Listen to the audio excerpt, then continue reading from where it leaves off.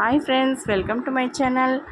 பார்த்திங்களா, அடை அவியல் தான் எங்கள் வீட்டில் இன்றைக்கி டிஃபன். இங்கே பாருங்கள், அடைக்கு வந்து நல்லா மொறுமொறுன்னு கிறிஸ்பியாக நான் வானலில் குண்டு குண்டாக ஊற்றிருக்கேன். சூப்பராக இருக்கும் உங்களுக்கு. அந்த மாதிரி ஊற்றும் போது உங்களுக்கு மெல்லிசாக வேணும்னாலும் தோசை தாக்காளியில் மெல்லிசாவும் ஊற்றிக்கலாம். நல்லா 2 பக்கமும் திருப்பி போட்டு எண்ணெய் விட்டு ஊற்றினோம்னா நல்லாயிருக்கும். பீன்ஸு, கேரட்டு, உருளைக்கிழங்கு, நூக்கல், அதுக்கப்புறம் சவ் இதெல்லாம் எடுத்திருக்கேன். கத்திரிக்காய் மட்டும் என்ன பண்ணினேன்னா வதக்கிட்டு போடலாம் அப்படின்னு சொல்லிட்டு எண்ணெயில் வதக்கிட்டு போடுவேன். அப்போ தான் அது நல்லாயிருக்கும். முருங்கைக்காய் தான் அவியலுக்கு டேஸ்ட்டே.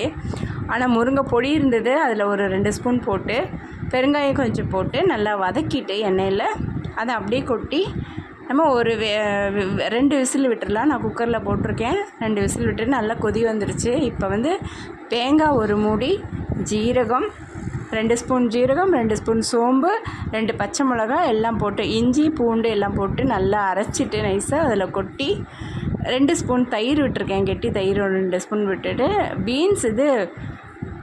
பீட்ரூட் மட்டும் வந்து தனியாக வேக வச்சு இதில் போட்டிருக்கேன். ஏன்னா கலர் சேஞ்ச் ஆகிடும் பார்த்திங்களா, அதுக்காக வேண்டி.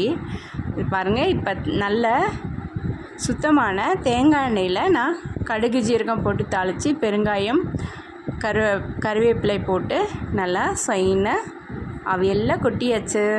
சூப்பரான அவியல் ரெடி. இதை அடைக்கி தொட்டு சாப்பிட்டா நீங்கள் செஞ்சு சாப்பிட்டு பாருங்கள். அப்புறமா எனக்கு கமெண்ட்டில் சொல்லுங்கள். தேங்க்ஸ் ஃபார் வாட்சிங். நம்ம சேனலை சப்ஸ்கிரைப் பண்ணுங்கள். இதே மாதிரி நிறைய நம்ம வீடியோஸ் உங்களுக்கு சமையல் வீடியோஸ் போடுறேன். இந்த அடையோட எப்படி செய்கிறதுன்னு நான் கீழே லிங்கில் கொடுக்குறேன். வாவ், சூப்பரான அடையும் அவியலும் ரெடி. நீங்களும் வீட்டில் செஞ்சு அசத்துங்க. தேங்க்ஸ் ஃபார் வாட்சிங்.